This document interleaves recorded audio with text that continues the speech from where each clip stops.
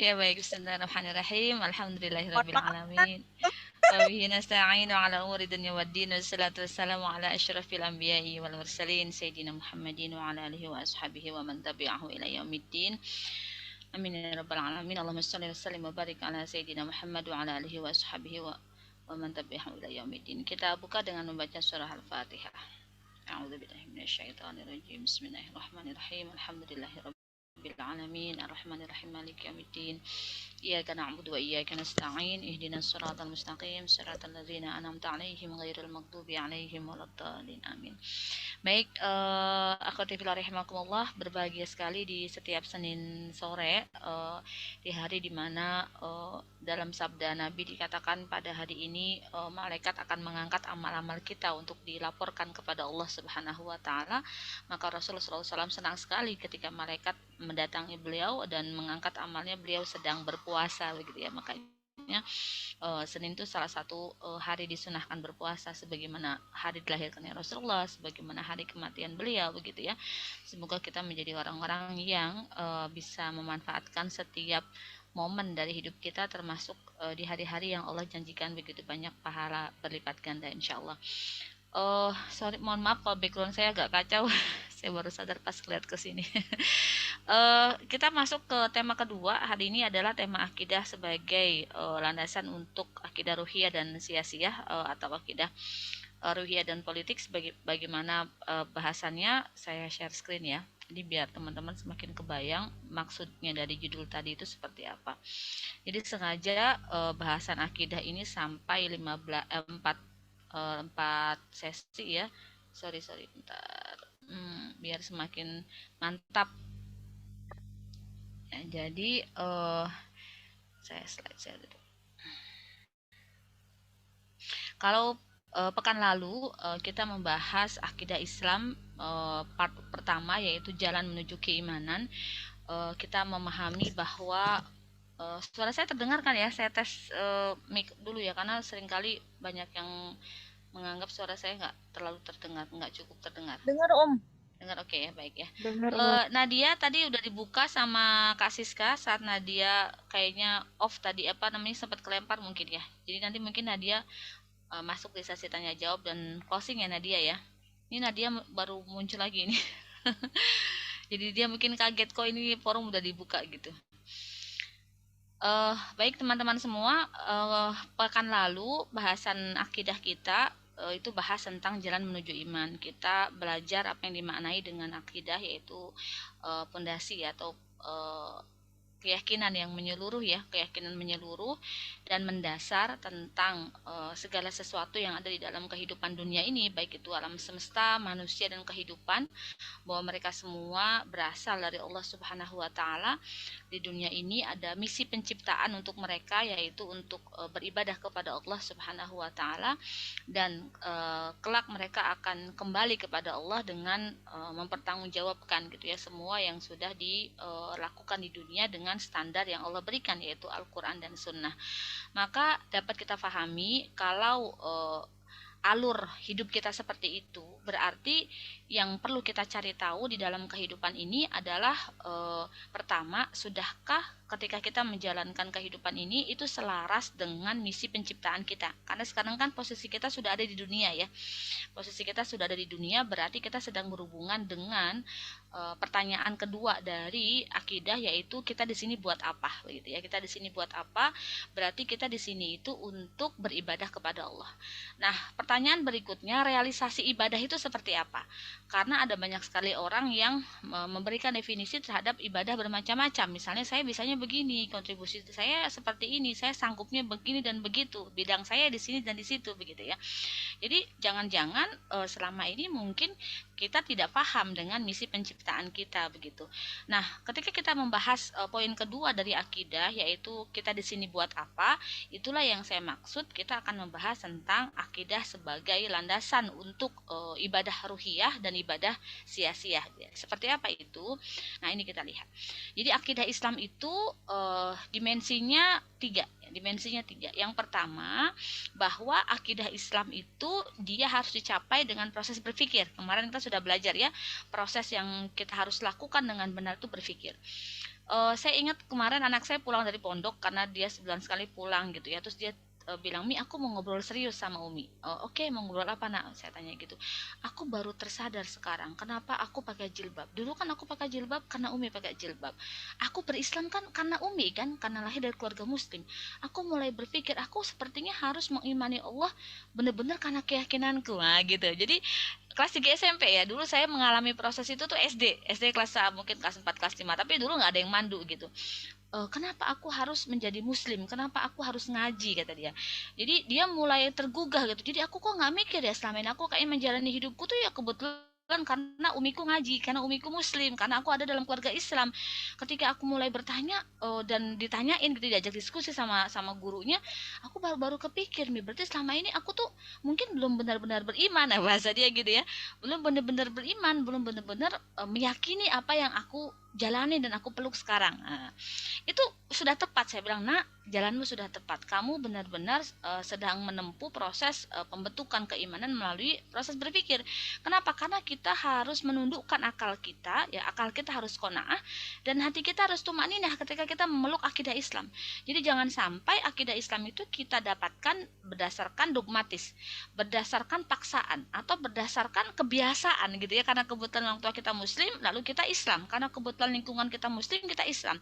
Kalau proses pembentukan akidahnya seperti itu, kelak ketika kita keluar dari zona nyaman, kalau kita keluar dari situasi yang tidak melingkupi, yang melingkupi kita tuh bukan situasi lama lagi gitu ya, maka yang terjadi kita akan menggugat keberislaman kita. Kita akan merasa nggak cocok lagi, nggak fit lagi dengan keyakinan yang kita miliki begitu ya. Makanya kenapa penting sekali gitu untuk benar-benar menyadari dan meyakini akidah Islam itu melalui proses berpikir. Kok kenapa sih ngomonginnya pemikiran mulu? Ya karena manusia itu yang membedakan dengan binatang, yang membedakan dengan malaikat adalah fungsi akalnya. Ya, fungsi akalnya. Akal itulah yang nanti fa'alhamaha fujuraha wa taqwaha, yang Allah kan ilhamkan kepada akal jalan kefajiran dan jalan ketakwaan. Bahkan dalam kaidah usul dikatakan bahwa objek dari penerapan hukum itu adalah akal, adanya akal. Jadi orang yang tidak berakal itu tidak akan diterapkan hukum pada dia. Misalnya anak kecil, dia belum berakal, tidak akan dikenakan hukum. Misalnya dia pun dikatakan melakukan pelanggaran, misalnya anak kecil mencuri, nggak akan dipotong tangannya walaupun mencapai nisab karena dia belum berakal.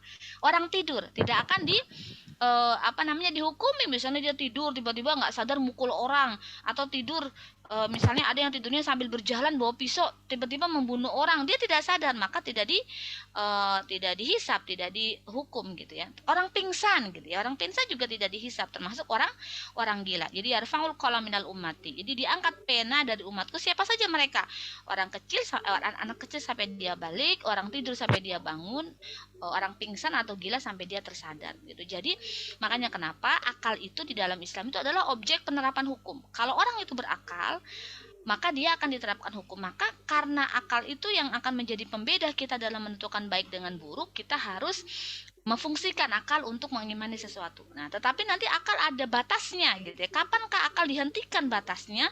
Dalam masalah keimanan, akal dihentikan perannya kalau sudah berbicara perkara-perkara keimanan yang faktanya tidak bisa kita indra ya. Pekan lalu kita bahas misalnya iman kepada perkara gaib, iman kepada surga neraka, iman kepada adanya jin dan malaikat, iman kepada kehidupan akhirat, iman kepada hari hisab, iman kepada hari kiamat.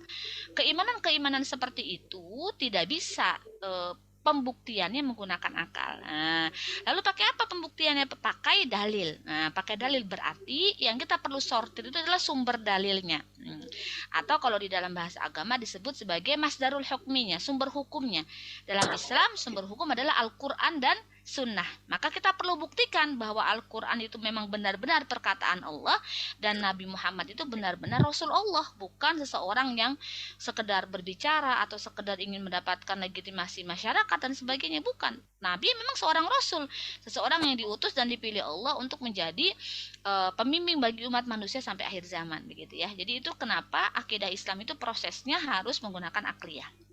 Nah, yang berikutnya kita harus pahami bahwa akidah Islam itu kita yakini, kita ambil sebagai pilar-pilar keimanan kita yang 6, iman kepada Allah, iman kepada malaikat, iman kepada kitab-kitab Allah, baik Al-Qur'an maupun kitab sebelum Al-Qur'an, iman kepada para nabi dan rasul, baik kepada Nabi Muhammad SAW maupun kepada para nabi dan rasul sebelum Nabi Muhammad, iman kepada hari kiamat, serta iman kepada qada dan qadar, maka itu akan menjadi landasan buat akidah ruhiyah. Apa sih ruhiyah itu gitu ya, kita bahas. Apa itu ruhiyah? Ruhiyah itu adalah sesuatu yang berhubungan dengan keakhiratan. Nah, itu ruhiyah gitu ya. Berarti maknanya apa? Maknanya akidah Islam atau keimanan kepada rukun iman yang 6 itu sebagai pokok dari keimanan harus menjadi landasan buat aktivitas-aktivitas kita yang berhubungan dengan orientasi keakhiratan. Apa contohnya? Ibadah mahdhah, ibadah ritual begitu ya. Jadi berbagai ibadah-ibadah mahdhah atau ibadah-ibadah yang memang disyariatkan di dalam Islam itu landasannya adalah akidah Islam. Ya, maka nggak bisa kita mengadakan syariat peribadatan sendiri kalau dia tidak datang perintahnya dari sumber-sumber hukum Islam dari Al-Quran dan Sunnah. Maka kaidahnya dikatakan bahwa hukum asal ibadah itu adalah haram sampai datang yang menghalalkannya. Jadi kita nggak bisa misalnya menambah-nambahkan keyakinan tertentu, menambah-nambahkan peribadatan tertentu di dalam Islam. Kan zaman sekarang tuh kan orang menjadi menganggap beragama itu sulit karena ada banyak sekali syariat-syariat baru yang ditambahkan yang sebenarnya dia tidak dicontohkan dan tidak dituntut di dalam Islam. Apa contohnya? Contohnya misalnya begini. Sederhana aja ya, orang mau pergi haji gitu ya, mau pergi haji. Suka ada pengajian berangkat haji ya. Ada pengajian berangkat haji, ada pengajian pulang haji. Pertanyaan saya, yang menjadi ibadah ritualnya hajinya apa pengajiannya? Hajinya. Yang ritualnya umrohnya atau nguntap ke umrohnya. Tetapi ada orang yang tidak mau berangkat atau merasa belum sanggup berangkat karena dia nggak punya bekal untuk tadi ngundang masyarakat, ngundang tetangga untuk pengajiannya, bahkan ketika pulang dia tidak punya uang untuk membagi-bagikan oleh-olehnya. Apakah Islam menuntut itu? Tidak. Apakah orang kalau pulang umroh harus bagi-bagi kurma? Apakah orang kalau pulang haji harus bagi-bagi air zam-zam? Tidak. Tidak ada yang menuntut. Islam tidak memiliki syariat itu. Sehingga seharusnya yang kita pegang itu tadi aktivitas-aktivitas ruhiyah yang memang muncul dari keyakinan kita kepada rukun iman yang 6 tadi. Gitu ya. Keyakinan kepada rukun iman yang 6 tadi. Bukan tambahan-tambahan syariat yang itu malah merepotkan kita. Kalau ada nggak apa-apa, tetapi kalau tidak ada jangan sampai yang tambahan-tambahan itu, yang sosial kemasyarakatan itu malah justru menggantikan yang utama gitu ya. Jadi landasannya bahwa akidah Islam itu menjadi akidah ruhiyah. Dia menjadi landasan bagi seluruh aktivitas peribadatan yang berhubungan dengan keakhiratan, directly yang berhubungan antara manusia dengan pencipta kita, dengan Allah Subhanahu wa taala dalam perkara-perkara ibadah mahdhah, ibadah ritual. Yang itu tidak ada hubungannya mau Anda kaya, Anda miskin, Anda laki-laki, Anda perempuan, apapun ras Anda, apapun keluarga negaraan Anda dalam keadaan seperti apapun, maka kewajiban-kewajiban tadi tetap begitu ya. Anda di Amerika dengan 4 musim atau di Indonesia dengan 2 musim ya, kalau waktunya sholat ya sholat dengan tata cara dan sebagainya yang diperintahkan dalam Islam. Kenapa begitu? Karena Anda yakin Allah Subhanahu wa taala memerintahkan itu. Dia merupakan konsekuensi dari Anda beriman kepada Allah. Anda beriman kepada Rasulullah, berarti Anda harus shallu kama ra'aitumuni usalli, salatlah kalian kata Rasulullah sebagaimana aku salat. Nah, itulah yang dimaksud bahwa akidah sebagai akidah ruhiyah. Nanti kita akan bahas lebih jauh. Ini khulasahnya ya atau ringkasannya. Yang berikutnya, Islam itu bukan cuma agama ruhiyah. Nah, Islam itu bukan cuma mengatur hubungan manusia dengan penciptanya. Bukan cuma ngatur sholat, bukan cuma ngatur zakat, bukan cuma ngatur puasa, bukan cuma mengatur haji, bukan cuma mengatur aktivitas-aktivitas ritual yang kemungkinan besar agama lain juga punya. Ya kan, agama Nasrani punya nggak aktivitas-aktivitas ritual yang diatur? Punya. Agama Yahudi punya nggak? Punya. Mereka punya tangisan, ratapan, mereka punya hari-hari tertentu dan sebagainya. Umat Islam juga punya. Itulah makanya akidah Islam sebagai akidah ruhiyah. Dia sebagai landasan untuk menjalankan semua aktivitas ruhiyah yang berhubungan dengan keakhiratan yang tercermin dari ibadah-ibadah ritual yang kita lakukan. karena memang orientasinya untuk mengharapkan ridho Allah. Maka ini saja nih, kalau digeser menjadi mencari dunia, jadi keliru. Seperti misalnya Anda nih pengen Mbak Nadia nih misalnya moderator kita pengen cepat lulus, lalu amalkan sholawat 1000 kali setiap hari misalnya gitu ya. Fadilah selawat, kalau Anda pengen rumah mewah, Anda pengen punya rumah, selawatin rumah itu 2000 kali setiap hari. Nah, kalau pengen balik modal, maka Anda sedekahnya, kalau pengen punya mobil yang 7M, sedekahnya 1M. Kalau pengen punya mobil 10M, sedekahnya 1M. Jadi kalau kita pengen punya rumah sekitar berapa, sedekahnya sekian. Tidak. Bukan begitu cara berpikirnya. Yang disebut dengan sedekah, yang disebut dengan sholawat, dia bagian dari aktivitas-aktivitas yang directly itu diperintahkan Allah, walaupun dilakukan untuk manusia, maksudnya diberikan kepada manusia. Tetapi sebenarnya yang kita harapkan tuh pahala Allah. Ketika Allah Subhanahu wa taala menjanjikan orang-orang yang menafkahkan hartanya di jalan Allah, dari 1 butir Allah akan tumbuhkan 7 butir. Yang setiap 7 butir Allah akan tumbuhkan lagi 10 dan 10 sehingga tanpa batas. Itu maknanya bukan penafsiran kita adalah dunia, enggak, segala sesuatu yang dalam bentuk ziyadah khair, kebaikan akan Allah berikan berlipat ganda, dan itu terserah Allah, bentuknya bisa apa saja. Sehingga membatasi dia menjadi batasan-batasan dunia menjadi balasan-balasan dunia, itu adalah aspek materialisme. Nah, ya, jadi dia memasukkan unsur akidah ruhiyah kepada aspek materialisme. Itu sangat keliru begitu ya. Nah, itu Islam sebagai akidah ruhiyah, dia adalah agama yang memang punya aturan sangat ketat untuk urusan ibadah yang nggak boleh ditambah-tambah, nggak boleh dikurang-kurang. Jadi setiap penyimpangan dari perkara-perkara ibadah itu adalah bid'ah gitu ya. Dan setiap bid'ah adalah dolalah, kesesatan, dan setiap kesesatan adalah finnar, di neraka. Nah, ini berkaitan dengan perkara akidah ruhiyah. Dan umat Islam paham ini, umat Islam sadar gitu. Maka umat Islam biasa setiap Ramadan ya mereka puasa bersama-sama gitu. Setiap Idul Kurban ya mereka berkurban. Setiap ada haji, kalau mereka mampu mereka berangkat haji, dan banyak aktivitas yang mereka lakukan karena literasi atau pemahaman umat Islam terhadap akidah ruhiyah ini lumayan baik begitu ya di Indonesia. Bahkan di luar negeri pun yang di tempat minoritas, mereka paham kalau mereka masuk Islam mereka harus sholat, mereka harus puasa, mereka harus zakat ya, sebagai kewajiban paling mendasar dari seorang muslim ya, sebagai rukun Islam begitu ya, dari konsekuensi akidah Islam mereka atau rukun iman mereka. Tetapi harus kita pahami dan umat harus kita sadarkan bahwa tuntutan dari sebuah akidah, yaitu rukun iman yang 6 tadi, bukan cuma menjalankan rukun Islam. Nah, ini yang mulai kita masuk. Kenapa? Karena kita hidup di dunia ini berinteraksi dengan manusia, berinteraksi dengan alam semesta, itu tidak cukup diatasi dan diselesaikan dengan akidah ruhiyah. Apakah Anda kalau mau sukses sholat? Apakah Anda kalau mau kaya zakat? Apakah Anda kalau mau pintar misalnya puasa? Kan tidak. Nggak boleh dikoneksikan begitu, karena itu berhubungan dengan duniawi. Maka akidah Islam, rukun Islam yang 6 itu menjadi landasan sekaligus memunculkan peraturan-peraturan untuk kehidupan dunia. Yang kita sebut berarti sifat dari akidah Islam itu adalah akidah sia-sia. Apa itu sia-sia? Sia-sia itu kalau makna transliterasinya ke Indonesia berarti politik, siasah. Tetapi politik jangan dimaknai seperti saat Anda sekarang memahami politik. Politik atau sia-sia di dalam Islam adalah riayatus syunil ummah kharijian wa dakhilian bil Islam. Mengatur urusan umat di dalam maupun di luar negeri Islam dengan Islam. Itu yang disebut dengan sia-sia. Berarti maksudnya keimanan yang 6 tadi itu harus menjadi landasan untuk memunculkan aturan, untuk menerapkan aturan, untuk merealisasikan aturan yang berhubungan dengan kehidupan kita di dunia.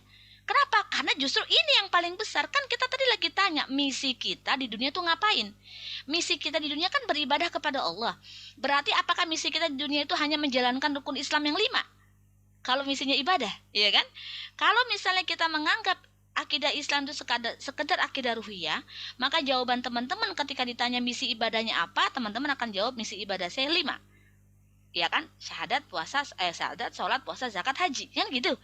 Tetapi ternyata kan tidak. Ayat-ayat Al-Quran yang kita pelajari, hadis yang kita pelajari, yang sudah dikodifikasi dengan sangat baiknya oleh para ulama kita, tidak hanya menyebutkan rukun Islam yang 5 sebagai bagian dari aktivitas ibadah.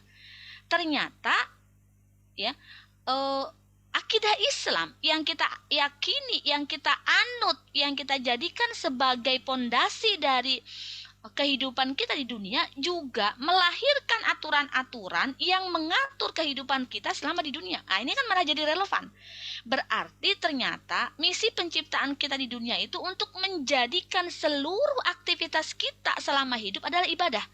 Baik ibadahnya ibadah khusus yang disebut dengan ibadah mahdhoh, ibadah ritual yang bersifat ruhiyah, maupun ibadah sosial, gitu ya, maupun ibadah sia-sia, ibadah yang sifatnya adalah tunduk kepada hukum-hukum Allah pada setiap aktivitas kehidupan kita.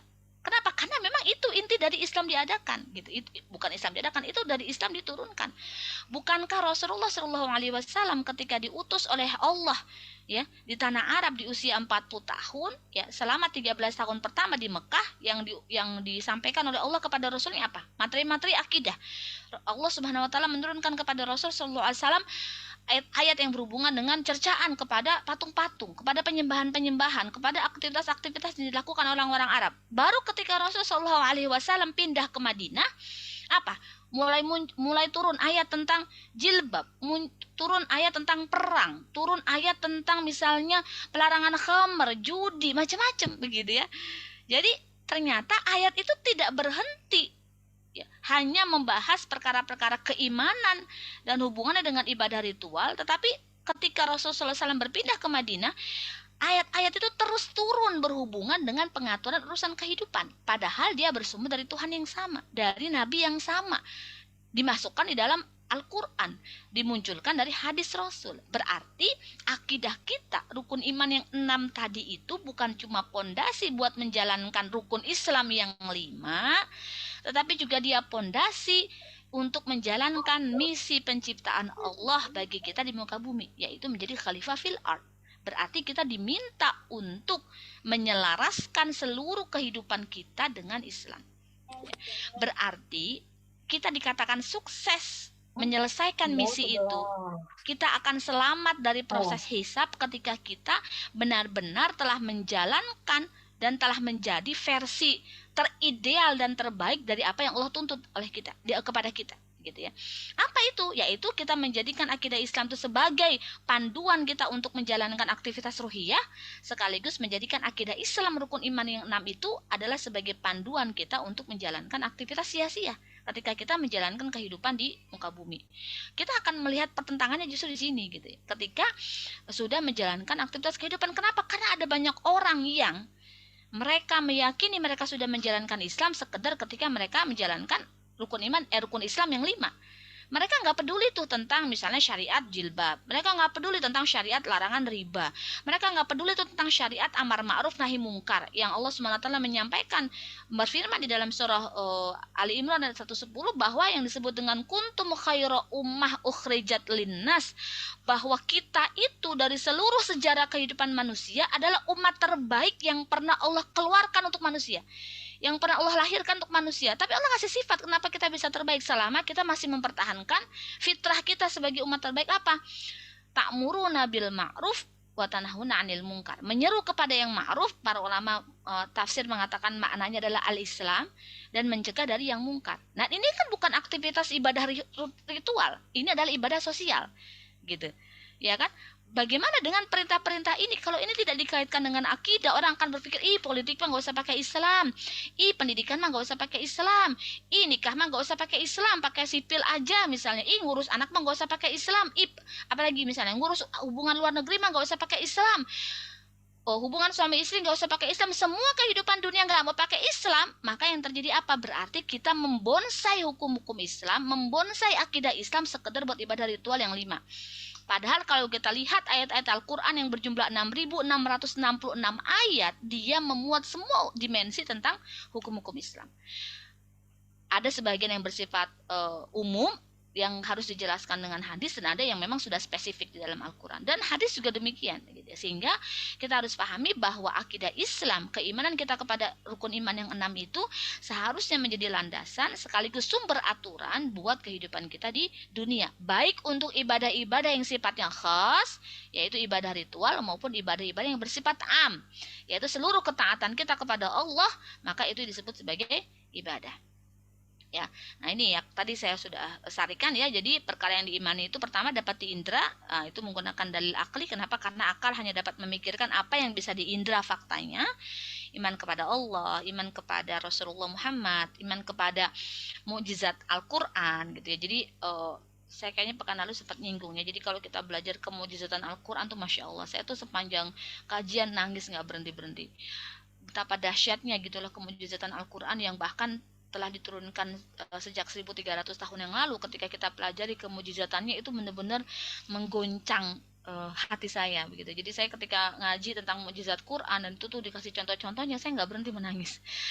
Masya Allah, seberharga itu Al-Quran yang saya pegang dan yang saya baca setiap hari begitu. Yang kita umat Islam itu tidak menyadari sebegitu berharganya. Kita malah nyari dari kitab-kitab barat, kita malah nyari dari filosof-filosof barat, kita malah nyari dari pemikir-pemikir barat gitu. Bahkan mungkin pemikir-pemikir timur, padahal kita punya Al-Quran sebagai sesuatu yang sangat berharga begitu. Jadi benar-benar apa yang Rasulullah khawatirkan bahwa nanti umatku itu akan menjadikan Al-Quran tuh mahjuron gitu, yang ditinggalkan, yang diabaikan tuh terjadi gitu. Itu baru belajar tentang mukjizat Quran, belum belajar tentang tafsirnya, bagaimana ayat-ayat Al-Quran tuh para mufasir menjelaskan maknanya, bagaimana realisasinya. Itu pasti kita tuh akan tenggelam di dalam lautan hidayah begitu ya.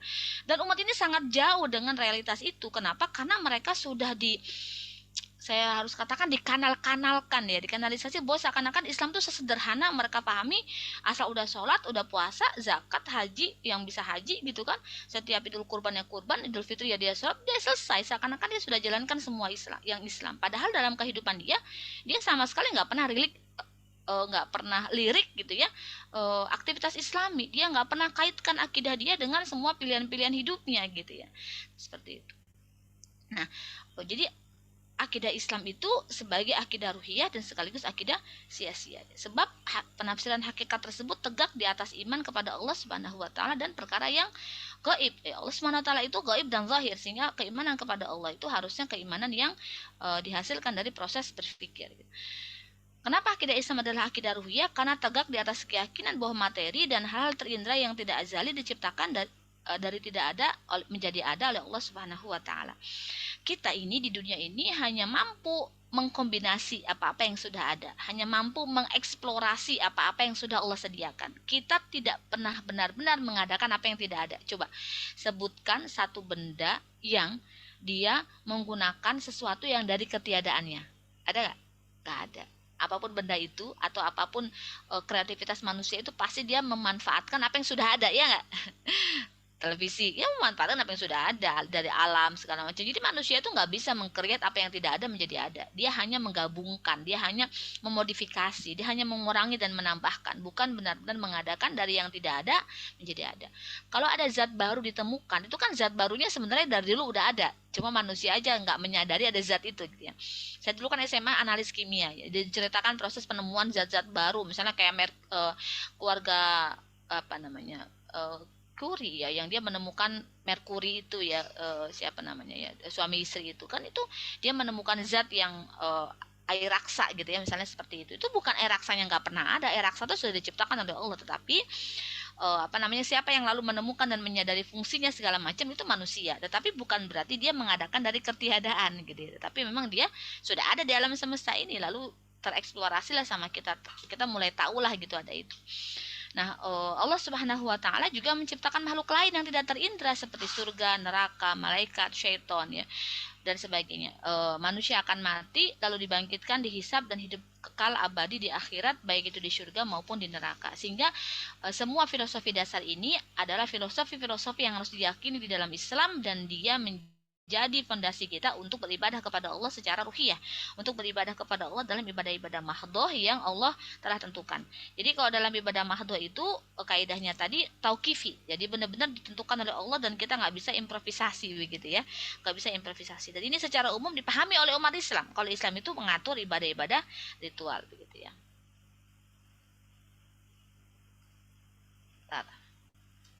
Nah, yang kedua, akidah Islam sebagai akidah sia-sia. Kita pahami bahwa Allah Subhanahu wa taala bukan hanya menciptakan manusia, tetapi juga Allah itu Rabbul Alamin, mengatur manusia, atau Al-Mudabbir, yang melakukan pengelolaan terhadap manusia, yang tidak pernah nuas, tidak pernah ngantuk dan tidak pernah tidur gitu ya. tidak sama dengan makhluknya, tidak memiliki sifat-sifat sebagai makhluk. Coba teman-teman bayangkan, ada nggak alat yang setelah diciptakan oleh manusia, lalu dia bisa berjalan sendiri tanpa di-maintain, tanpa dijaga gitu ya kesinambungan fungsinya? Nggak ada, pasti dia akan rusak. Alam semesta juga begitu gitu. Jadi ketika diciptakan oleh Allah, maka alam semesta telah diatur sedemikian rupa oleh Allah dan dijaga oleh Allah setiap saat. Allah tidak ngantuk, Allah tidak tidur, Allah tidak lalai. Allah Subhanahu wa taala tidak lupa untuk mengatur seluruh alam semesta ini beserta makhluk-makhluk yang ada di dalamnya, beserta seluruh karakter dan isinya, begitu ya. Maka bersama dengan itu kita pahami bahwa aturan untuk alam semesta itu juga berarti ada aturan buat manusia. Jangan dikira ketika manusia sudah diciptakan di muka bumi ini, lalu berarti kita boleh berjalan seenaknya.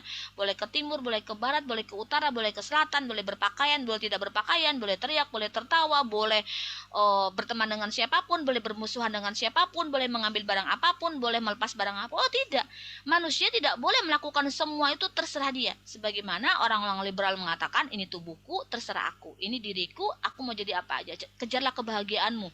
Jangan pernah ada orang yang mau mengaturmu. Jangan biarkan agama mendiktemu dan sebagainya. Itu adalah pandangan liberal yang mereka tidak mengakui bahwa Allah Subhanahu wa taala Al-Mudabbir, bahwa Allah Subhanahu wa taala Rabbul Alamin yang mengatur alam semesta. Kita ketahui nggak mungkin alam semesta ini tidak dijaga dan diatur. Kalau alam semesta ini nggak dijaga dan diatur, niscaya dia akan hancur, gitu kan? Wong kita ini anak aja ya, dari bayi itu kalau nggak dijaga ya hancur.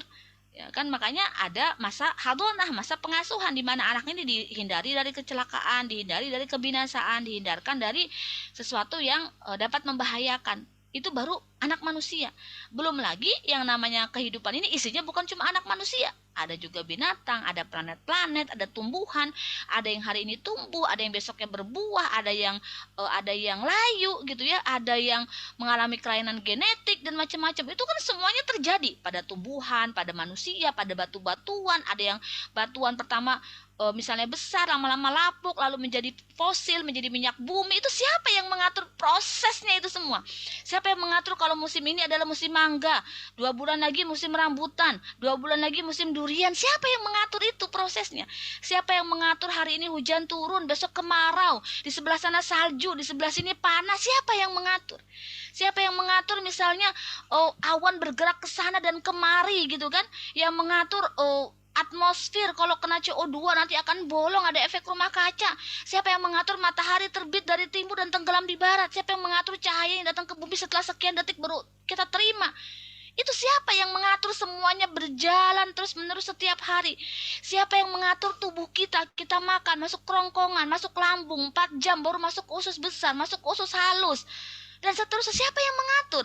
Siapa yang mengatur fungsi mata, yang mendetakkan jantung, yang mengalirkan darah ke seluruh tubuh? Siapa yang mengatur oksigen? Siapa yang membawa semua bahan makanan ke dalam seluruh tubuh? Siapa yang memerintahkan dan mengatur? Kita sendiri tidak punya kuasa. Apakah ini sekarang saya sedang mengatur jantung saya? Apakah sekarang ini saya sedang mengetahui apa yang terjadi di lambung saya, di kantung kemih? Saya nggak bisa, saya nggak ngatur itu. Dia berjalan sedemikian rupa. Itu baru pada manusia, baru pada makhluk yang ada di bumi, belum yang ada di luar bumi, belum ada di angkasa. Itu baru yang kecil-kecil, belum yang besar, belum yang lebih besar lagi, baru 1, belum sejuta, belum semiliar, belum tidak terhingga. Siapa yang melakukan pengaturan itu semua kalau bukan Allah? Kita nggak punya kuasa. Saya saja tidak bisa mengatur Anda yang ada di Zoom ini gitu loh. Ya nggak? Bukan kita. Sehebat-hebatnya manusia, secanggih-canggihnya komputer yang pernah diciptakan, secanggih-canggihnya robot yang pernah dibuat seotomatis mungkin, dia tidak mungkin bisa mengatur alam semesta. Dia tidak mungkin bisa mengatur seluruh makhluk. Dia tidak mungkin bisa membagikan rezeki itu ikan-ikan yang ada di laut, itu rumput laut, itu macam-macam semua. Dia tidak bisa mengatur gelombang, tidak bisa mengatur angin, tidak bisa mengatur semua hal. Allah itu Al-Mudabbir, dia mengatur semuanya.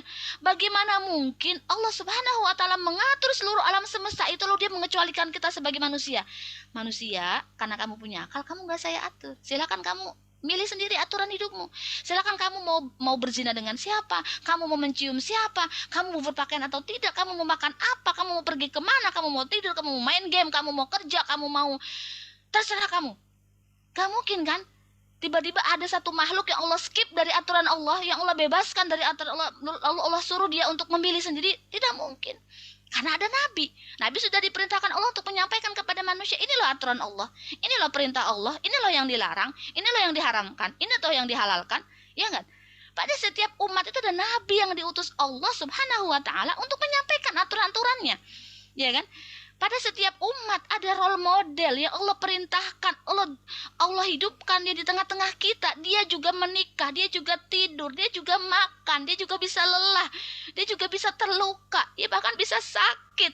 Untuk menandakan bahwa role model yang Allah turunkan tuh benar-benar basyar, manusia. Berarti agama ini agama manusia, agama yang emang bisa kita terapkan.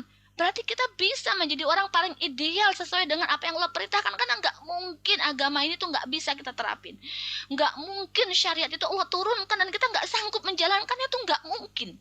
Karena Allah tuh nggak mungkin zalim pada hambanya. Dia menurunkan aturan yang kita nggak bisa pakai, yang kita nggak bisa terapin, yang kita nggak kuat nerapin, yang kita nggak sanggup nerapin, nggak mungkin.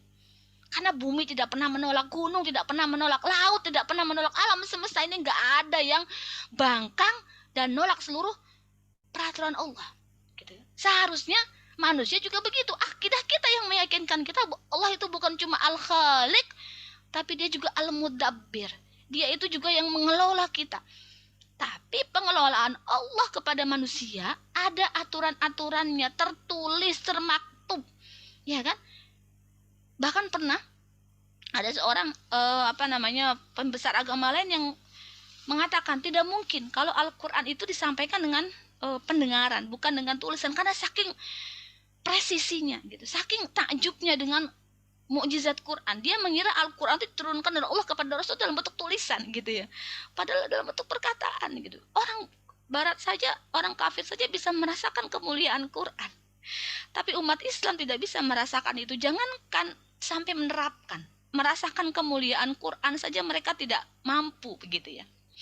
Jadi aturan yang Allah turunkan buat manusia itu, ya sebagaimana Allah turunkan aturan tuh buat tumbuhan, sebagaimana Allah turunkan aturan buat alam semesta dengan karakter mereka masing-masing. Bukan cuma Allah turunkan, tapi juga Allah kasih role model. Allah minta role model itu menjalankan kehidupannya sampai dia meninggal dengan menerapkan aturan Islam, dan itu tuh ternyata bisa.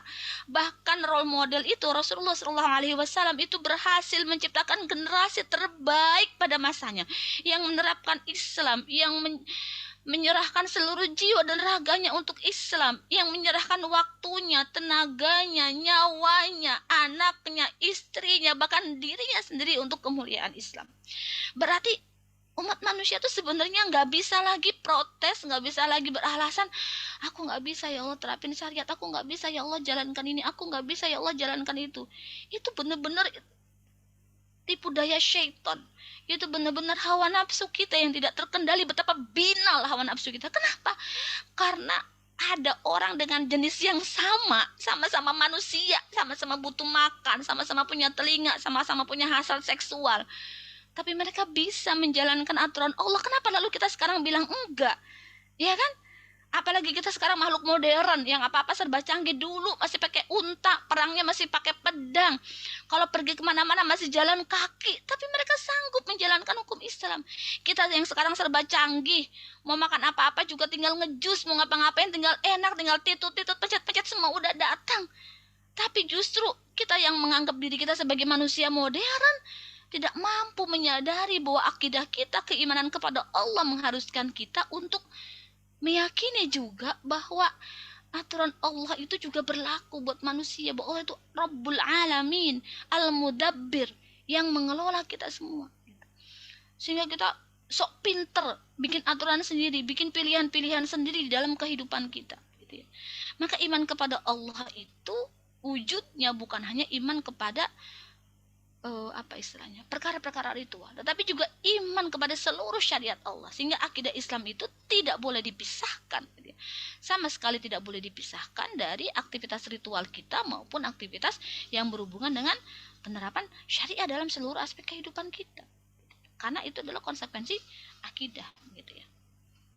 Nah, ya, dari sini kita pahami bahwa Islam itu ada akidah yang tadi ya, iman kepada rukun iman yang 6 itu, dan akidah ini memunculkan seluruh syariah yang ada berhubungan dengan aspek ibadah, ini yang kita sebut sebagai akidah ruhiyah, dan ada yang berhubungan dengan orang lain dan diri sendiri, ini yang kita sebut sebagai akidah sia-sia.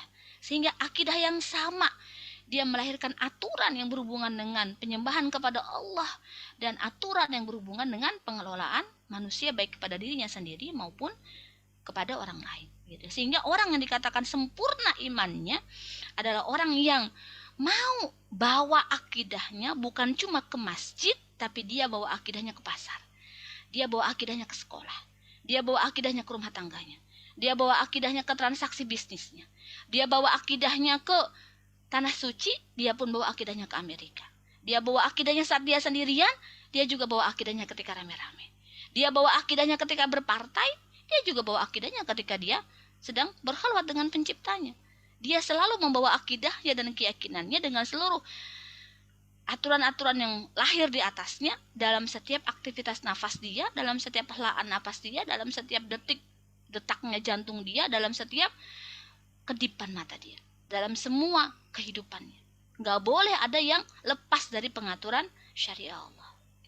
Nah, untuk sampai bisa seperti itu berarti harus diiringi dengan pemahaman yang benar, dengan syariah yang dia pahami, dia kuasai, dia realisasikan di dalam kehidupan dia. Maka ada kalanya di dalam Islam penerapan syariah itu level individu, ada kalanya levelnya harus masyarakat yang menerapkan, ada kalanya levelnya harus sampai negara, karena untuk semua orang. Nggak bisa kalau nggak diatur negara tuh nggak mungkin syariah Islam bisa terrealisasikan buat semua orang gitu. Kalau cuma buat individu, mati itu akan sangat bergantung kepada keimanan individual. Padahal kalau kita bicara objek, kepada siapakah Allah perintahkan penerapan syariah, nanti kita akan belajar di dimensi-dimensi syariah ya. Itu ada juga gitu, Allah perintahkan kepada negara, bukan cuma kepada individu, bukan cuma kepada masyarakat, misalnya sebagai amar ma'ruf nahi mungkar misalnya. Nah ini ya, kalau kita detailin lagi gitu ya, Islam itu ada yang berupa konsep ya, berupa pemikiran, ada yang berupa cara menerapkannya. Ini nanti kita bahas lebih jauh ketika syariah, ini cuma saya breakdown sedikit aja. Nah ini yang paling penting sebenarnya buat tema sekarang. Ya ini, jadi Islam itu bukan hanya punya konsep tentang ibadah ritual, sebagaimana agama-agama samawi dan agama-agama yang dibuat oleh manusia punya. Kayak Buddha, dia punya tata cara ibadah, dia punya tata cara mantra-mantra dan sebagainya. Kristen, Hindu, Buddha, Yahudi gitu ya. Tetapi Islam juga adalah akidah sia-sia. Dia juga melahirkan aturan-aturan yang berhubungan dengan pengelolaan kehidupan, sebagaimana ideologi kapitalisme dan sebagaimana ideologi sosialisme. Kok baru dengar sih istilah kapitalisme? Ya, karena sebenarnya apa yang diterapkan di dalam kehidupan bernegara kita sekarang bukan berasal dari agama Kristen, ya enggak? Bukan berasal dari agama Buddha, bukan berasal dari Hindu, bukan juga berasal dari Yahudi, tapi sebagian besarnya pengelolaan kehidupan kita itu adalah hasil kita copy paste pemikiran-pemikiran barat, hasil kita copy paste intelektual barat, hasil kita copy paste paham-paham liberalisme, sekulerisme, feminisme, sinkritisme dan macam-macam, dan itu semua sumbernya adalah kapitalisme yang mereka memang punya sekumpulan aturan yang digunakan untuk mengelola kehidupan. Yang saat ini ya pada level yang paling tinggi itu pemimpinnya adalah negara-negara barat gitu ya. Yang dulu revolusi Eropa ada di mereka, revolusi industri ada di mereka. Mereka berpisah dari agama Nasrani yang menjadi pengekang mereka, lalu mereka menciptakan ideologi sendiri begitu ya. Dengan ideologi itu mereka berusaha mengatur kehidupan mereka minta para ilmuwan untuk merumuskan gitu ya tentang bagaimana ngatur ekonomi, bagaimana ngatur politik, bagaimana ngatur pemerintahan, bagaimana mengatur pendidikan, bagaimana mengatur kehidupan sosial laki-laki dan perempuan. Maka kita akan kenal tuh tokoh-tokoh seperti di politik ada Montesquieu gitu ya, dengan trias politikanya gitu ya. Misalnya di aspek pendidikan kita akan dapetin itu tuh bapak-bapak pendidikan yang mereka misalnya punya konsep pendidikan, psikologi. Di ekonomi kita tahu ada ada Adam Smith, ada Keynes, ada macam-macam. Jadi di berbagai aspek kehidupan kita semuanya merujuk ke sana, gitu, bukan merujuk kepada Islam. Gitu. Apakah ada pendidikan yang berpatokan kepada Islam? Sedikit sekali dalam bentuk ya mungkin tadi ya sekolah-sekolah Islami ya, IT, tetapi sebenarnya di dalam konsep yang lebih besar itu nggak dipakai gitu ya. Sosialisme atau komunisme yang berdasarkan akidah bahwa mereka nggak percaya adanya pencipta, ini lebih parah lagi. Mereka nggak percaya adanya pencipta, otomatis karena mereka tidak percaya adanya pencipta, ketika mereka mengatur kehidupan di dunia ini pun ya suka-suka mereka. Dengan ciri khasnya mereka pengen semuanya sama rata sama rasa. Karena sosialisme yang ideologinya komunis ini memang muncul ideologinya untuk melawan ideologi kapitalistik yang mereka anggap menindas rakyat. Maka mereka pengen rakyat juga punya harta yang sama kayak kepala negara misalnya. Makanya mereka semua harta milik negara, rakyat dibagiin sama, gaji sama, apa sama. Tetapi ini memang tidak bertahan lama. Kita tahu tahun 81 ya. Itu Uni Soviet runtuh. 81 atau 91 kok saya jadi lupa. 91 Uni Soviet runtuh, itu salah satu negara yang menganut ideologi sosialisme. Sekarang ada nggak yang menganut ideologi sosialisme? Secara personal ada, secara partai ada. Tetapi dalam konteks negara, Cina sekarang internalnya mungkin sebagiannya masih pakai sosialisme. Tetapi kalau ekonominya Cina banyak pakai kapitalisme gitu ya. Jadi kita harus pahami bahwa dalam konteks bermasyarakat gitu ya, umat Islam sekarang bahkan nggak pakai Islam. Sekarang saya tanya, kalau orang yang mencari jodohnya dengan cara pacaran, apakah itu pakai Islam? Enggak, dia pakai liberalisme. Dia pakai aturan-aturan yang membebaskan interaksi laki-laki dengan perempuan. Friends with benefit. Ya kan gitu ya. Jadi ya selama lu suka gua suka, bahkan mau nikah itu dikasih jatah mantan. Nah, macam-macam kan. Itu kan semuanya muncul dari apa? Dari sebuah persepsi kehidupan yang nggak diambil dari Islam. Kalau kita mau tadi kemarin Hari Mental Sedunia, kita mau menyelesaikan tekanan-tekanan hidup seseorang, apa yang ada di dalam pikirannya, pakai apa? Nggak pakai Islam, pakai psikologi barat. Apalagi misalnya, banyak hal, dalam hal pendidikan, dalam hal kedokteran, dalam hal apa, hampir semuanya ketika kita menyelesaikan masalah-masalah kehidupan, kita nggak pakai Islam. Dalam hal pengelolaan ekonomi ya apalagi itu liberal sekali gitu. Jadi kita harus pahami bahwa Islam yang sekarang ada itu benar-benar entah hanya berapa persen yang berhasil atau masih kita jaga untuk diterapkan. Sebagian besarnya sudah runtuh, hilang. Kenapa? Karena di dalam aspek kehidupan kita bermasyarakat, orang nggak mengenali Islam. Orang mengenali Islam mungkin hanya dari kerudung. Orang mengenali Islam mungkin dari aktivitas sholat. Tapi orang nggak bisa mengenali Islam dari aktivitas ekonominya. Orang nggak bisa mengenali Islam dari ciri khas sistem pendidikannya. Orang nggak bisa mengenali Islam dari tata cara pergaulan. Nggak kenal. Orang kalau sudah bergaul gandengan kiri kanan itu kan nggak mencerminkan Islam. Berarti Islam tidak muncul. Islam tidak eksis ketika kita melihat pergaulan laki-laki dan perempuan. Islam tidak eksis ketika di pasar. Islam tidak eksis di peraturan-peraturan publik gitu ya. Ya kalau yang ditangkap nggak pakai helm, yang ditangkap bukan yang nggak pakai kerudung gitu. Itu kan menandakan bahwa Islam tidak eksis dalam aturan kehidupan saat ini. Nah, contoh kesalahan Yahudi dan Nasrani ya sama-sama ini secara akidah ya, mengakui bahwa Allah memiliki anak. Ini bertentangan dengan akal manusia, dan menyatakan Tuhan punya anak berarti menyamakan dengan manusia. Bertentangan dengan fitrah karena aturan dibuat oleh manusia tidak akhir dari akidah yang bersifat sia-sia tadi ya. Jadi dia sifatnya hanya takdis gitu ya, menyembah kepada manusia. Itu kesalahan Yahudi dan Nasrani secara akidah ritual begitu ya. Nah, ini kalau kesalahan kapitalistik ya. Kalau tadi akidah kita tahu lah ya, mereka Trinitas, Yahudi Nasrani, apalagi kalau agama kayak Buddha, Hindu itu kan memang dewa-dewa dan sebagainya udah nggak masuk akal lah ya. Jadi kita pasti menolak gitu kalau kita menggunakan akidah spiritual itu. Tetapi bagaimana dengan akidah sia-sia untuk mengatur kehidupan? Maka kita juga harus kritik bahwa kapitalisme itu salah karena dibangun atas dasar pandangan bahwa Allah tuh nggak ngatur kehidupan. Aturan dibuat sendiri dan dengan asas manfaat untuk menjadikan kesenangan material sebagai yang paling besar. Maka yang muncul adalah aturan liberal. Paling apa yang paling disuka selama itu nggak ganggu orang nggak apa-apa. Makanya kan sering banget kaidahnya gitu ya, selama aku nggak ganggu kamu kenapa harus dilarang gitu ya. Jadi akhirat itu dipandang tidak berhubungan dengan kehidupan dunia begitu ya. Hal ini tentu saja bertentangan dengan fitrah manusia ya. Bayangkan beberapa negara itu, ini siapa ya yang bocor ya ininya ya, mic-nya ya. Ya.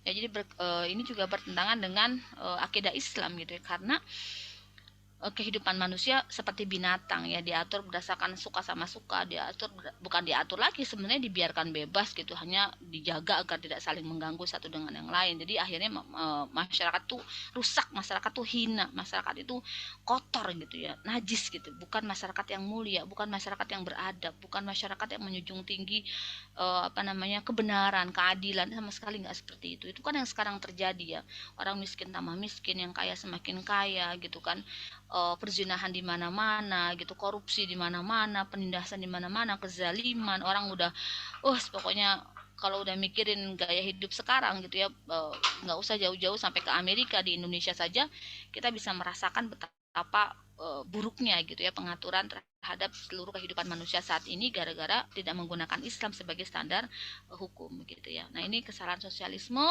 Mereka dibangun dari pandangan bahwa manusia tidak berasal dari Allah, tapi berasal dari materi itu sendiri, sehingga agama dipandang sebagai musuh ya, sebagai candu. Maka mereka juga sama, menjauhkan dari aturan agama, mereka juga bikin aturan sendiri, dan itu semua bertentangan dengan fitrah dan akan menghancurkan manusia. Kalau bukan berasal dari pencipta, pastilah aturan itu nanti bias. Pertama, akan banyak kepentingan ya kan, karena belum tentu kan peraturan dibuat sekarang itu bisa berlaku sampai selamanya, berlaku untuk berbagai ras, berlaku untuk berbagai keadaan, karena akal manusia bersifat terbatas. Maka karena akal manusia bersifat terbatas, kita harus menyerahkan pembuat aturan kepada yang tidak terbatas, kepada yang memiliki segalanya, yaitu Allah Subhanahu wa taala ya. Maka di tengah pertarungan antara Islam dengan kapitalisme dan sosialisme, ini adalah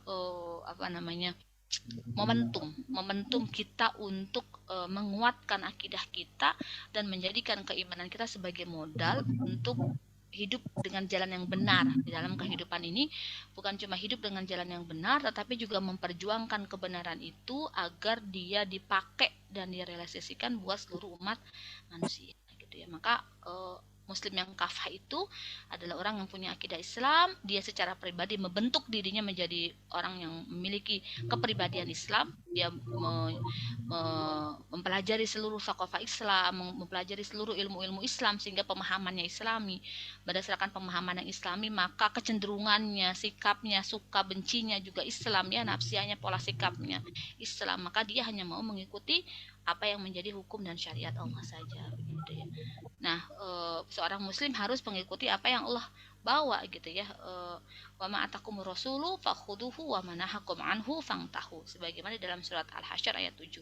Apa yang dibawa atau diperintahkan oleh Rasul berupa hukum kepadamu, maka terimalah ia, dan apa yang dilarangnya maka tinggalkan. Nah, ini perintah sangat jelas gitu. Berarti apa yang ada di dalam Al-Qur'an, kalau itu berupa perintah, harus kita jalankan, nggak boleh ada tapi, nggak boleh ada emangnya sekarang bisa, nggak boleh ada, kan bertentangan dengan hukum negara, nggak boleh, karena Al-Qur'an di atas segalanya, di atas hukum negara. Dan apa yang dilarang oleh Rasul maka tinggalkan. Kalau riba dilarang, tinggalkan, tapi sekarang malah direalisasikan. Kalau zina itu diharamkan, harusnya dilarang, kalau sekarang malah dibolehin, malah dipajekin, malah macam-macam. Itu kan berarti pembangkangan yang nyata terhadap perintah dan larangan Allah. Berarti dia sudah melanggar Al-Hasyr ayat 7. Naudzubillah. Berarti dia sebenarnya penentang hukum Allah. Dia itu musuhnya Allah, musuhnya Rasulullah.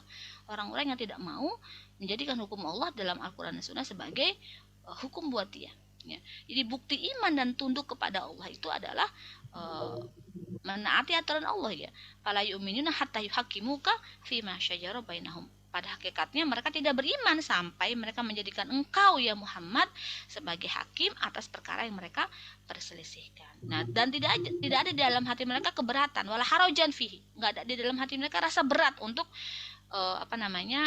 menjalankan itu. Suatu ketika pernah ada perdebatan gitu ya antara orang Yahudi dengan Nasrani, lalu dibawalah kepada Rasulullah Shallallahu Alaihi Wasallam. Tidak terima gitu ya dia dengan keputusan itu, dia mengadulah kepada Abu Bakar gitu ya. Abu Bakar mengatakan nggak bisa, itu udah keputusan Rasul, harus diterima. Dia tidak terima, dia datang kepada Umar tidak jawab, masuk ke dalam rumahnya, ngambil pedang, ditebas lah si pemuda tadi itu dengan pedang. Diadukan hal ini kepada Rasulullah, keluarganya nggak terima, kata Rasul Umar benar. Maka sejak itulah Umar disebut Al-Faruq. Kenapa? Karena dia menentang keputusan yang dibuat oleh Rasulullah. Bagaimana dengan kita sekarang? Berapa dari kita yang menistakan hadis? Berapa dari kita yang menolak Al-Quran? Berapa dari kita yang merendahkan Al-Quran dan Sunnah? Berapa dari kita yang abai dan tidak peduli? Berapa dari kita yang bahkan menjadi penentang itu?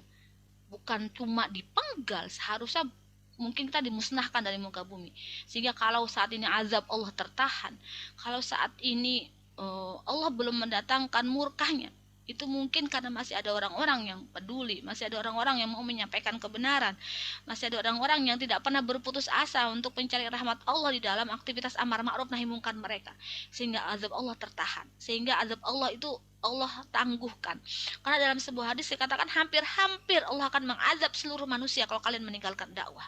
Jadi kadang-kadang kita harus berpikir gitu, yang membuat Islam tuh masih bisa bertahan sampai saat ini itu adalah karena orang-orang yang sangat cinta kepada umat, sangat ingin bertemu dengan Rasulullah di akhirat nanti gitu, sangat menginginkan untuk menjadi makhluk dengan misi terideal yang bisa dia realisasikan gitu ya, yaitu dengan senantiasa menyampaikan Islam ini kepada umat di tengah-tengah umat yang demikian merosot, di tengah-tengah umat yang demikian abai, di tengah-tengah umat yang demikian lalai gitu ya, mereka yang sudah berada dalam lautan maksiat begitu ya, tetapi semoga selalu ada orang yang senantiasa menggaungkan dakwah, walau mungkin sebagian besar manusia menutup telinga mereka dari dakwah itu, bahkan mengkriminalkan pengemban dakwah, bahkan menjauhi pengemban dakwah, bahkan memfitnah pengemban dakwah, bahkan mereka mendatangkan keburukan-keburukan kepada pengemban dakwah. Karena hadis itu yang sangat saya ingat, hampir-hampir Allah mendatangkan murkanya gitu, bukan hanya kepada orang-orang kafir tapi juga kepada orang-orang beriman disebabkan mereka meninggalkan dakwah gitu. Jadi yang menyebabkan kita mulia adalah karena kita tidak pernah berhenti untuk menyampaikan kebenaran Islam, untuk menyuruh manusia untuk kembali kepada Allah, menyuruh kepada pemimpin, menyuruh kepada rakyat, menyuruh kepada laki-laki, menyuruh kepada perempuan, menyuruh kepada siapa saja untuk kembali kepada Allah. Apapun kekuatan dan kekuasaan yang kalian miliki, maka gunakan dia untuk menyembah Allah, gunakan dia untuk menyempurnakan misi penciptaan kita di muka bumi. Bukan cuma menyembah Allah secara ruhiyah, tetapi juga menyembah Allah secara sia-sia. Berarti maksudnya adalah menerapkan hukum-hukum Allah dalam semua aspek kehidupan. Itu adalah salah satu manifestasi dari akidah sia-sia yang seharusnya kita miliki. Maka konsekuensi seseorang memiliki akidah Islam, yang pertama, dia senantiasa punya rasa mahabbah dan ridha kepada Allah Subhanahu wa ta'ala. Dia senantiasa pandangannya itu menuju akhirat ya. Senantiasa pandangannya itu terhadap ridha Allah. Dalam setiap amal nggak ada yang dia cari kecuali ridha Allah. Dalam setiap langkah nggak ada yang dia tuju kecuali ridha Allah. Dalam setiap perbuatan nggak ada yang dia minta kecuali ridha Allah. Dan dia senantiasa ma'iyatullah, senantiasa merasa bersama Allah, senantiasa diawasi Allah gitu ya. Senantiasa khawatir dengan CCTV-nya Allah, nggak perlu dia dikasih CCTV, nggak perlu dia dilakukan pembuktian terbalik dan sebagainya. Maka dalam sejarah Islam selama 1300 tahun, sejarah mencatat hanya ada 200 kasus pencurian selama 1300 tahun. Kenapa itu bisa terjadi? Karena ada negara yang menerapkan syariat, ada masyarakat yang menegakkan amar ma'ruf nahi munkar, dan ada individu yang senantiasa berusaha untuk bertakwa kepada Allah. Dalam kondisi seperti itu, lintas negara, lintas bangsa, lintas ras, lintas bahasa, lintas wilayah, lintas zaman dan waktu, lintas generasi, kejahatan begitu minim, manusia hidup dalam ketinggiannya gitu ya. Bukan berarti nggak ada sama sekali maksiat, tetapi sejarah mencatat gitu, pencurian di masa Islam selama 1300 tahun hanya tercatat 200 yang diputuskan oleh pengadilan, yang lain yang ada. Bahkan sampai Umar bin Khattab itu minta berhenti jadi qadhi di masa Abu Bakar As-Siddiq karena nggak ada kejahatan yang mau dia putuskan. Dia nganggur selama jadi qadhi gitu ya. Karena pemimpinnya Umar dan masyarakatnya adalah orang-orang yang seperti para sahabat gitu ya. Sementara kita sekarang, subhanallah, tidak bisa diungkapkan dengan kata-kata. Setiap hari yang kita buka di berita adalah berita kematian, berita pembunuhan, berita pencurian, berita korupsi, berita banjir, berita bencana, berita kelalaian penguasa, berita rakyat yang sengsara gitu. Setiap hari hidup umat nestapa gitu ya. Setiap hari kita berada dalam penderitaan yang sangat besar. Karena apa? Karena pengaturan seluruh kehidupan ini jauh dari Allah dan Rasulnya, jauh dari syariat Allah gitu ya. Sehingga nggak merasa diawasi Allah. Yang jadi pejabat mereka menggarong duit rakyat, yang jadi rakyat mereka berantem satu dengan yang lain gara-gara hanya memperebutkan sesuatu yang sangat secuil yang dalam rangka bertahan hidup, yang tidak sanggup mencari secuil dengan bertahan hidup, dia mati dalam keadaan kelaparan. Wallahu a'lam bishawab. Maka orang-orang yang memiliki akidah Islam, dia akan sikoh dengan janji Allah bahwa kita akan tetap menjadi kuntum khaira ummah ukhrijat linnas ta'muruna bil ma'ruf wa tanhauna 'anil munkar. Kita akan tetap jadi umat terbaik selama Islam itu tegak, selama proses amar ma'ruf nahi munkar itu tetap dijaga. Sehingga dia akan menjadi orang yang taatullah, orang yang taat kepada Allah, orang yang tawakal ala Allah, orang yang bertawakal dengan semua qadanya Allah. Dia percaya kepada semua skenario Allah, seburuk apapun yang dia rasakan dia percaya itu sebaik-baik keadaan yang Allah berikan dalam kehidupannya, dengan kealfaan pikirannya, dengan keterbatasan akalnya, dengan kelemahan perasaannya, dengan keterbatasan pengetahuan yang Allah berikan kepadanya. Dia percaya kepada zat yang maha, bahwa dalam semua kehidupannya itu adalah diperjalankan dengan sebaik-baik yang Allah berikan kepada dia. Dia tawakal ala Allah, sehingga dia berusaha untuk menjadikan makanannya, minumannya, pakaiannya, akhlaknya, muamalatnya, ukubatnya, semua aktivitas kehidupannya dia serahkan kepada Islam. Dia berikan kepada syariah, dia tunduk kepada syariah. Maka dia menjadi muslim yang kafah, yang istiqamah, agar bisa mendapat ridhonya Allah gitu. Sehingga dia menjadi orang yang ridho dan diridhoi. Sehingga dia berharap dengan itu Allah berkehendak untuk memasukkannya ke jannah. Nah, kurang lebih itu materi kita pada kesempatan kali ini. Maka bagaimana caranya agar kita terus memperkuat akidah kita? Kita harus terus berpikir ya tentang kekuasaan Allah, bahwa sangat mudah bagi Allah untuk menghukum atas semua dosa-dosa kita, tetapi Allah tangguhkan. Sangat mudah bagi Allah untuk mengangkat derajat kita, sebagaimana mudah bagi Allah untuk merendahkan kita. Karena Allah lah pencipta siang dan malam, Allah lah pencipta alam semesta ini. Allah pencipta langit dan bumi, dan Allah pencipta kita semua gitu. Kita berhadapan dengan zat yang maha kuasa, yang tidak ada daya dan upaya kecuali atas kehendaknya gitu ya. Yang kedua, teruslah mendekat kepada Al-Quran dan Sunnah. Teruslah dalami maknanya, teruslah dalami ayat-ayat dan hadisnya, terapkan di dalam kehidupan. Terus mendalami Islam, terus mengamalkan Islam, terus mendakwahkan Islam ke tengah-tengah individu dan masyarakat. Bergabung dengan jamaah-jamaah dakwah Islam. Dengan begitu kita mendapatkan komunitas yang membuat kita bisa istiqamah. Nah, ada banyak sekali perusak-perusak akidah yang perlu kita waspadai, ya, kesyirikan, takhayul, bid'ah, khurafat. Bukan cuma itu, tetapi juga sekularisme, pluralisme, liberalisme. Kemarin ada Halloween, bahkan orang Arab aja ikut pesta Halloween. Naudzubillah min dzalik. Sosialisme, itu banyak sekali anak-anak muda yang terjerembab kepada isu ide-ide yang kelihatannya wah, kelihatannya modern, padahal sebenarnya dia bertentangan dengan Islam. Termasuk tanda-tanda orang murtad atau ridah keluar dari Islam, ingkar kepada sunnah, menolak beribadah, menganggap Al-Quran itu tidak kontekstual dengan zaman dan seterusnya. Nauzubillah min dzalik ya. Dialah yang mengutus Rasulnya dengan petunjuk dan din kebenaran untuk dimenangkan atas semua din, sekalipun orang kafir tidak menyukainya. Jadi sekalipun ditentang, sekalipun dihina, sekalipun berat menjalankan agama ini, kelak agama ini akan menang. Masalahnya, apakah kita tetap berada dalam agama ini ketika agama itu menang, ataukah kita sudah meninggalkannya? Itu semua ada di tangan dan pilihan kita. Demikian materi saya hari ini, saya kembalikan ke Dek Nadia. Assalamualaikum warahmatullahi wabarakatuh. Waalaikumsalam warahmatullahi wabarakatuh. Insyaallah, alhamdulillahirrahmanirrahim. Pemaparan materi dari Ustazah Meti yang sangat luar biasa. Haru. Insyaallah, di mana Islam itu bukan hanya sebatas agama ritual saja, tetapi Islam itu adalah agama yang melahirkan aturan-aturan, di mana akidah Islam itu tidak dapat dan tidak boleh dipisahkan dari syariatnya. Kemudian Islam mengatur seluruh aspek kehidupan, dari mulai bangun tidur sampai bangun negara tuh Allah punya aturannya gitu. Makanya Masya Allah sangat luar biasa pemaparan materi yang luar biasa, yang Masya Allah harus kita catat untuk di-share, untuk diamalkan. Nah, karena waktu sudah menunjukkan pukul 17.19, mari kita beranjak ke sesi selanjutnya, yaitu sesi tanya jawab. Silakan kepada sahabat muslimah yang mau ditanyakan.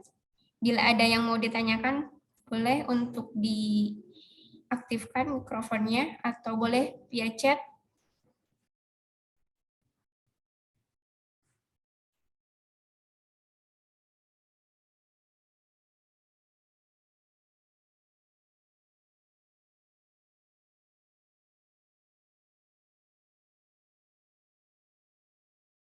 Itu sudah ada deh Nadia yang angkat tangan.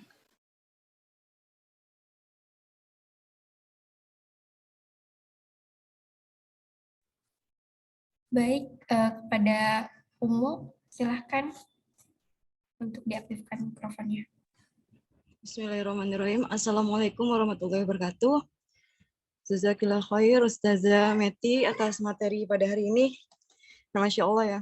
Yang ingin saya tanyakan adalah di Al-Quran surat Al-Ma'arij di ayat 24 dan 25 di mana Allah katakan Allah perintahkan untuk orang-orang yang dalam hartanya itu ada bagian tertentu yang harus diberikan kepada orang-orang miskin yang meminta dan yang tidak meminta.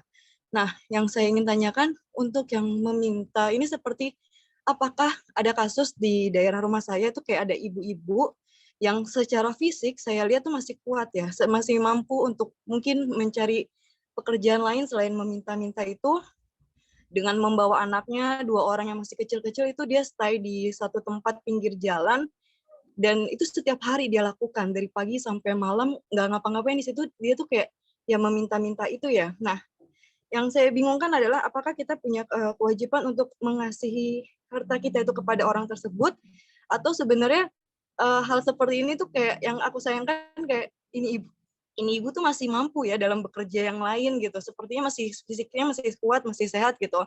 Nggak mesti harus minta-minta. Nah, itu seperti apa ya gitu. Dan seperti kayak manusia-manusia silver kan ada anak kecil juga yang itu bagaimana ya? Apakah kita harus menjalankan perintah Allah dengan orang-orang yang seperti karakter seperti ini atau bagaimana menurut Ustaz Meti? Mohon pencerahannya. Syukron. Baik, Umu mau ditampung dulu atau sekalian ini ada pertanyaan via chat? Boleh ditampung dulu ya, sekalian dulu, karena baru 2. Ya, ini ada pertanyaan via chat. Bismillah, izin bertanya, bagaimana merawat akidah kita di tengah gempuran fitnah yang bukan lagi hitam dan putih, tapi abu-abu Ustazah? Ya, baik.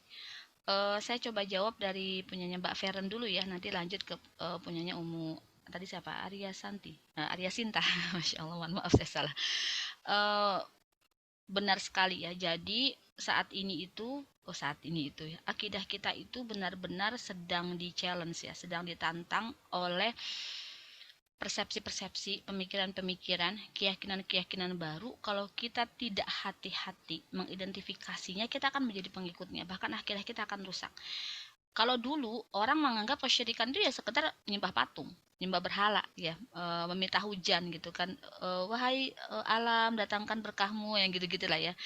Tetapi sekarang kesyirikan itu sudah bertransformasi menjadi sesuatu yang modern, yaitu tadi apa? Menyembah kebebasan. Kesyirikan itu sudah bertransformasi menjadi sesuatu yang modern, menyembah harta, menyembah jabatan. Maksudnya apa tadi? Dia menganggap nggak ada masalah lah mereka 7-Eleven kumpul kebo, itu kan urusan mereka, bukan urusan kita. Itu kan sebenarnya masalahnya ada di akidah.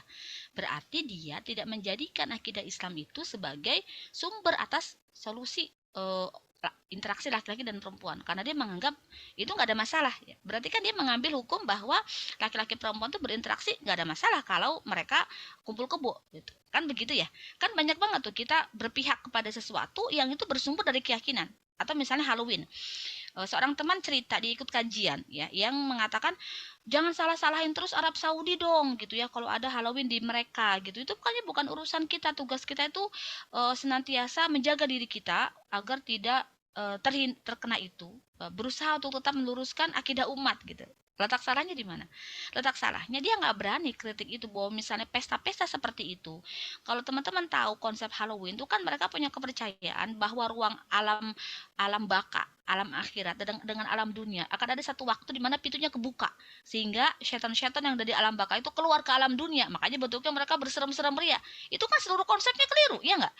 Padahal yang namanya syaiton, jin, yang namanya juga jin, dia terlindungi berarti dia tidak dapat teridentifikasi oleh mata. Dia nggak bisa dilihat, itu pertama. Yang kedua, nggak ada pintu antara alam dunia dengan alam akhirat. Artinya, nggak bisa itu jin tuh lepas ke alam dunia, lalu terlihat kita, lalu dia menakut-takuti kita. Itu kan konsepnya salah semua. Dan itu juga menjadi sebuah industri gitu ya di dalam era kapitalistik ini, dan di dalamnya ada liberalisme, ada macam-macam gitu. Sehingga ketika dia membela sebuah negara yang dia penjaga dua tanah haram hanya gara-gara nggak pengen disalahkan untuk kasus Halloween, kan dia tidak pada tempatnya. Seharusnya tetap dikritik bahwa itu memang berarti budayanya semakin liberal gitu. Jadi banyak sekali orang-orang yang saat ini mereka berpihak kepada sesuatu yang sebenarnya itu sudah nyangkut sampai kepada akidah. Misalnya mereka mendukung feminisme, mereka mendukung child free, mereka mendukung nggak ada masalah dong orang memutuskan nggak punya anak, kenapa gitu. Nah, padahal orang tidak memutuskan tidak mau punya anak, alasannya karena apa dulu? Ya kan, kalau sifatnya itu adalah pencegahan temporer, dia mungkin sakit atau anaknya terlalu kerap gitu kan, jarak dekat-dekat, itu nggak masalah. Tetapi kalau dia tidak mau punya anak dengan alasan takut anaknya nanti menjadi beban buat kehidupan, takut dia tidak bisa menafkahi, itu kan berarti masalah akidah. Termasuk ini adalah bagian dari kampanye bahwa orang itu nggak pengen terjadi pernikahan, ada anak, kan anak dianggap beban, maka mereka pengen tetap menikmati seks, tapi seks bebas, bukan dengan punya anak. Jadi teman-teman harus tahu akar dari child free itu adalah karena pengen interaksi laki-laki perempuan itu sebebas-bebasnya, tanpa ada ikatan dan tanpa ada konsekuensi dengan cara nggak punya anak. Maka disebarkanlah konsep child free. Nah, kita kan nggak paham tuh konsep child free, feminisme, liberalisme, nanti ada moderasi agama, ada macam-macam yang bentuknya udah modern-modern, udah canggih-canggih, kemasan bahasanya udah mantap-mantap begitu. Ternyata kalau kita kupas di balik itu ternyata semua bertentangan dengan akidah dan melawan syariah. Berarti apa yang harus kita lakukan? Semakin mendekat kepada Islam, semakin mendekat kepada Al-Quran dan Sunnah, harus mengkaji Islam dari akar sampai daun, sehingga kita bisa mengidentifikasi kalau ada satu pemahaman datang kepada umat, bagaimana cara mencegah pemahaman ini, bagaimana cara mengetahui apakah pemahaman ini bertentangan dengan akidah kita atau tidak. Jadi nggak cuma aman-aman aja, saya yang penting tetap sholat, yang penting tetap mengakui Allah, tetapi pada saat yang bersamaan kita mengakui Allah, pada saat yang bersamaan kita menyembah Allah, kita membiarkan anak kita pacaran, karena kita punya persepsi pacaran itu tidak haram. Ya kan? Kita tidak paham konsep khalwat dan ikhtilat di dalam Islam. Kita tidak paham bagaimana sistem pergaulan di dalam Islam. Kita menyembah Tuhan yang sama, pada saat yang bersamaan kita menentang aturan pencipta itu. Na'udzubillah min dzalik. Berapa banyak dari kita yang tidak sadar bahwa kita menyembah dalam keadaan sedang membelakangi Allah. Bukan tunduk kepada Allah, itu sedang membelakangi Allah. Kita hanya begitu khawatir pada ibadah ritual, tetapi kita tidak peduli kepada perusak ibadah itu. Tadi pemahaman-pemahaman sesat yang berada di luar sana yang sudah dibungkus dalam kemasan-kemasan yang sangat ciamik. Yang kalau kita tidak memiliki pemahaman Islam yang mendalam, kita nggak paham racunnya. Nah, solusinya cuma satu, ngaji. Yang saya maksud ngaji ini bukan cuma melafalkan ayat-ayat Al-Quran, tetapi memahaminya sampai kepada istihadnya gitu loh. Pendapat para ulama ini seperti apa itu nggak mungkin kalau dilakukan sendirian. Teman-teman harus berjamaah. Teman-teman harus mengkaji Islam yang terstruktur. Dari mulai akidah sampai syariah, sampai semua aktivitas kehidupan lain. Bagaimana mungkin teman-teman paham di setiap aspek kehidupan tuh ada ide-ide sesat yang menyusupi kalau teman-teman nggak ngaji gitu. Makanya salah satunya muslimah mengaji ambil peran gitu untuk itu. Gitu. Maka nanti setelah daurah ini teman-teman akan saya tawarin kajian yang lebih intensif lagi. Tapi bagi teman-teman yang mau datang sampai kajian terakhir, sehingga kenapa? Karena butuh gitu, sangat butuh. Umat ini kan dakwah yang harus terus kita jalankan, gitu ya. Jadi itu kalau menurut saya solusinya cuma pakai ilmu. Nggak bisa pakai yang lain. Nah, yang kedua, pertanyaan dari Umi Arya Sinta juga demikian, karena saat ini itu kemiskinan itu lebih banyak diciptakan secara struktural daripada individual. Mungkin kasus yang kita hadapi ada yang gara-gara kemalasan personal, tetapi sebagian besar yang lain itu gara-gara struktural. Kenapa mereka sampai mengemis? Padahal kan sebenarnya seorang ibu ya dan anak dalam keadaan apapun mereka tidak pernah diwajibkan bekerja oleh Allah Subhanahu wa taala. Yang diwajibkan bekerja itu walinya, para laki-laki yang ada di dalam kehidupan mereka, ada urutan-urutannya. Jadi sebenarnya dalam tanda petik saya harus katakan, kalau mereka mengemis, yang harus dihisab oleh Allah, yang harus dihukum oleh negara adalah para walinya. Jadi ibu itu tidak salah kalau tidak bekerja. Kenapa tidak salah? Karena memang bukan kewajiban, walaupun survival mode-nya nggak jalan. Ya kan? Fitrahnya manusia loh. Kalau kita lemah, kita kan berusaha, kita kerja, walaupun sebenarnya bukan kewajiban kita, ya nggak? Tapi kan ibu itu survival mode-nya nggak jalan tuh. Dia milih mengemis, kan itu mungkin langkah paling mudah yang bisa dia lakukan. Tetapi itu tidak murni kesalahan dia, itu tidak murni kemalasan dia dalam berusaha, tetapi ini bicara sistem. bahwa kemiskinan itu benar-benar diciptakan secara sistemik. Para laki-laki ini kesulitan mencari pekerjaan, atau mereka tidak punya skill yang cukup untuk bekerja, atau bahkan pos-pos pekerjaan mereka banyak diisi oleh wanita, atau tidak cukup lahan pekerjaan buat mereka dengan skill yang mereka miliki, akhirnya mereka menganggur. Karena mereka menganggur, para wanitanya perlu mengurus anak, apa yang dilakukan? Mengemis. Gitu. Seperti manusia silver itu kan anak-anak muda yang masih keker-keker gitu ya, yang masih sangat buat manggul, jadi tukang panggul di pasar tuh bisa. Kenapa mereka bisa punya mental strawberry kayak gitu, mental pengecut, mental nggak mau berjuang? Itu karena mereka adalah generasi yang diciptakan oleh sistem sedemikian. Mereka mungkin nggak lulus SD, mereka mungkin lulus SMA, tapi pikirannya kayak SD. Oh, mental lemon. Karena diperas ya. Kecut. Ya, misalnya seperti itu gitu. Jadi, tetapi secara individu tidak ada keharaman memberi mereka. Gitu. Jadi ketika kita melihat memang mereka membutuhkan, ya kita beri. Bahkan tidak beriman kita kalau kita kenyang dan kita tahu tetangga kita kelaparan, kita tidak mengingatkan mereka. Kayak kasus kemarin ya, yang di Kalideres meninggal 4 orang sampai mengering itu. Itu kan tagline-nya Kompas itu kan tendensius banget. Bukankah apa dia bilang, memberi makan orang kelaparan lebih utama dibandingkan pergi haji. Kenapa dia ambil tagline itu coba Kompas? Dia kan ingin menyudutkan Islam. Berapa orang yang haji di sekitar rumahnya Kalideres itu, mereka juga nggak punya akses, bukan nggak punya akses, mereka menutup akses gitu ya dari banyak orang. Jadi kan ini masalahnya kompleks itu. Kalau kembali kepada individu, lihat ada orang miskin, lihat ada orang lapar, wajib bagi kita secara fardiyah untuk ngasih dia kalau memang hanya kita yang tahu gitu. Tetapi kan ini tidak bisa diselesaikan secara individu. Sampai kapan kita terus memberi makan orang miskin? Sampai kapan kita terus ngasih para pengemis? Kan gitu. Mereka akan terus datang karena ini nggak dikelola. Harusnya kan orang-orang ini diambil oleh negara, dipilah satu-satu kan? Iya nggak? Kamu punya orang tua nggak? Kamu punya suami nggak? Kamu lulusan apa? Tinggalmu di mana? Skillmu yang bisa apa? Harusnya gitu. Percaya nggak teman-teman kalau ada sebuah pemerintahan yang sampai naruh emas dan perak di jalan-jalan tapi nggak ada yang mau ngambil? Mungkin nggak terjadi di era sekarang? Mungkin nggak? Uang kita simpan aja dicuri kok. Naruh di jalan. Itu terjadi di masa Umar bin Abdul Aziz. Pertama kali jadi khalifah, yang dia lakukan adalah meriksa Baitul Mal. Dia marah karena Baitul Mal isinya penuh banyak. Biasanya kan orang senang, wow negara kita kayak. Enggak. Kata dia, bagikan kepada fakir miskin. Dibagikan. Nah, minggu depan datang lagi. Saya lupa minggu depan atau bulan depan. Ternyata masih penuh lagi. Dia marah, kok penuh malah tambah banyak. Bagikan kepada orang-orang yang punya utang.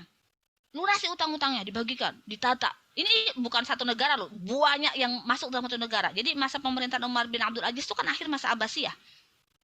Akhir masa Umayyah ke Abbasiyah. Gitu kan. Dibagikan. Datang lagi minggu depannya masih penuh juga. Dia bingung kan, kok masih penuh juga. Kalau begitu bagikan kepada para pemuda yang mau nikah, dia tidak punya mahar, tidak bisa merayakan walimah, bagikan. Dibagikan. Masih penuh juga. Berikutnya dia bilang, tawarkan kepada orang-orang yang membutuhkan. Siapa yang masih membutuhkan bantuan, suruh datang, gak bisa. Akhirnya sampai taruh di jalan-jalan utama biar mereka ambil.